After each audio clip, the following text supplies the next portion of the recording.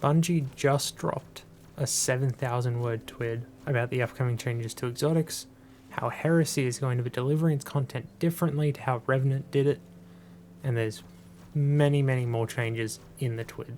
So let's talk about some of them and see where this leads us. On January 28th at 10 AM Pacific time, they'll be doing another live stream, this time for Act 1 of Heresy.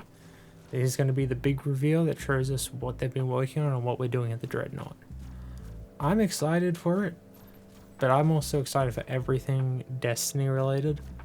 So I guess we'll wait and see what happens, but I'm very hopeful that we're going to see some great content and get some great explanations of how this new rollout that they've talked about will commence. The next thing that they covered was the Trials changes. Now, they had a whole article about how Trials is changing. I did read that. However, I'm not going to be going through it personally because I don't play PvP that much and I don't think I really have a say in this. However, from what I can tell, it all looks rather good. Now, moving on to how they will be changing content drops in Heresy. I like how they have approached this situation, explaining that they did try it how the community wanted in releasing all the act on the first day. Now, I was included in that, and it didn't really work. It got about an hour of gameplay, and then it was like, what the hell, Bungie? I think this new approach, at least how they've explained it, by releasing the entire story, but then having the activities change week over week as an effect of the story, is a better idea, as well as having each act not be a set number of weeks like it has been. They give the example of Act 2 is most likely going to be 3 weeks long instead of the standard 6 weeks. I do think this is a better approach. I also like how they've explained that they're not going to be time gating as many weapons this time around, simply because people aren't a fan of having to wait till Act 3 to get the rocket sidearm that they want, or have to wait 6 months just to get the gun that they want instead of being able to get it during Act 2, which is what they're doing now. Now, the part of the video we've all been waiting for: exotic weapon, armor, and various other changes. Now, this is a long portion of the TWAB, or TWID, whatever the hell you want to call it, and there's a lot of changes, so I'm not going to be covering all of them in this video. And rounding out the Titan list for me is Khepri's Horn. It sounds very interesting how they're doing this change, having the spike come out and then come back as a singular entity. Renewal Grasp is going to be massive for those hunters who want to play a more supportive role, especially in higher end content, and as seeing how powerful Frost Armor can be in terms of resistance. It's going to be very powerful in Master Raid content, possibly GM content if you're wanting to use that kind of build in a GM. So this is going to be great for people who love Renewal Grass, and hopefully others will pick them up. I only really have one pick for Warlocks, and that's Second Filaments, or Secant, or Secant. I don't know how to say it, and I don't really care. The exotic was seemingly lost to time, as Bungie say. It kind of just came and went, didn't really stick around. But now with this, it's going to seem like you can probably just chain rifts infinitely if you can keep your Devour going. And especially on a Void build with a Child of the Old God, or whatever the little Void Soul is called. You're just going to be able to get rifts back every single second. And that's going to be good in like higher end content like GMs, where you're going to need those rifts to stay alive in certain situations. This buff also applies to the exotic class item perk. I think that's a great choice. It's obviously not going to be as powerful on a class item, but it's still going to be there, and it's still going to be an option now. That rounds out the armor changes. I am now going to move on to the weapon changes. There are a lot more weapon changes, and there's a lot more interesting ones that I find.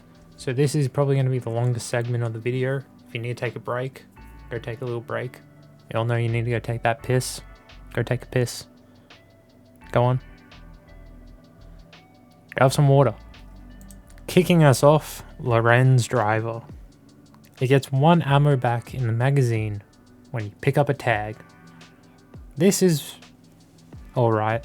I mean, you're just getting 1 ammo. It's not gonna save a Crucible match or save the GM. But it's a nice change. I think it's going to be positive. And as long as you can get kills with the gun, I don't see a downside to this. It's just gonna be Lorenz Driver with more ammo, I guess. It's stealing from Whisper. Not like we haven't stolen from Whisper thousands of times before. Now we come to the big dog, Darcy. Darcy's finally getting the well-deserved buff that it has needed since Scourge of the Past launched. Haven't used the gun in God knows how long. I haven't seen anyone use it. I don't think it's used very often. It doesn't do much in the current state. The buff they're giving it, that being extra precision damage for all non-exotic snipers, seems huge for team play. It's basically going to be the Gjallarhorn of sniper rifles and precision damage. This might be worth having now. It might become a mainstay in inventories if we want precision damage for something like Oryx. We're going to have to wait and actually get hands-on to see how much this improves the gun. But I think this is going to be pretty big for anyone who wants to do, or any bosses that need high precision damage. The exotic glaives, or as I call them, the elemental glaives, are getting a buff. It should be nice. The downside is that they are exotic glaives. And in this case, the 3 elemental glaives don't really deserve your exotic slot if you ask me. The Void Titan one is still the most interesting. The Warlock one is alright, but you have Speaker's Sight, which in my opinion is vastly superior. And overall, just are you gonna run an exotic elemental glaive, or are you gonna want to run Gjallarhorn? I'm gonna choose Gjallarhorn. It's more fun. So I think the glaives still need more buffs, more unique, more strength to be wanting or want to play with them. But we're gonna have to wait and see. I might be wrong. I'd gladly be wrong, but I don't see how this is going to change them very much. Queenbreaker's Bow. Forgot about this gun after it left the Gambit circuit back in the Forsaken days, when it terrorized everyone with headshots from behind. It's a pretty neat buff. It's going to get a unique reload, I think. They're going to change how each barrel shoots. That's pretty cool. But overall, I still don't think this is going to be a mainstay in inventories. I don't think this is going to be the next big thing. Not going to bring the gun back. Legend of Acrius. It returns. It surprised me a bit that it is getting a buff. Or kind of a buff. They're changing its recoil pattern. But it might be a buff.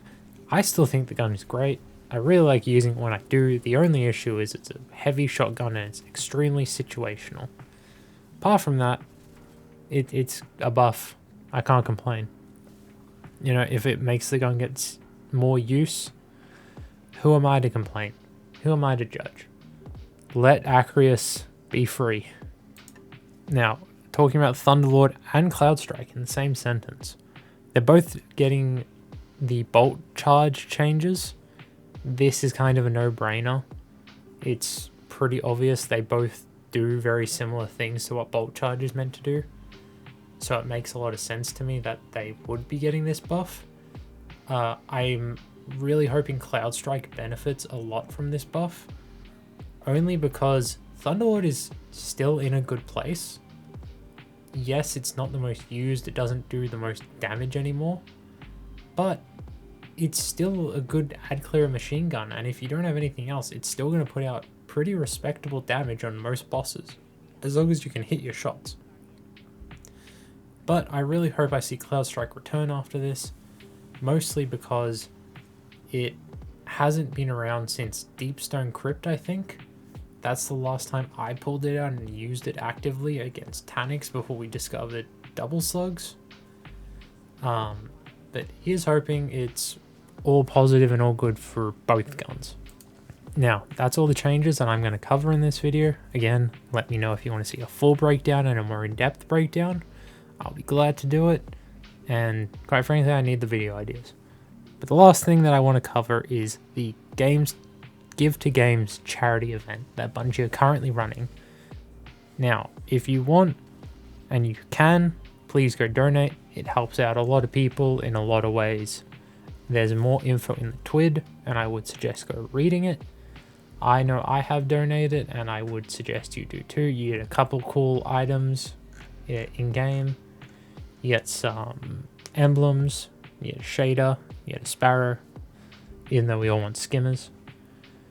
But, you know, it's a good cause. That's going to be it for this video. I hope you enjoyed. Please leave feedback below. I'm always listening, and I always want to be able to improve my content for you guys to enjoy. Shouldn't be too long before my next video. Hope you guys have a good one. See ya.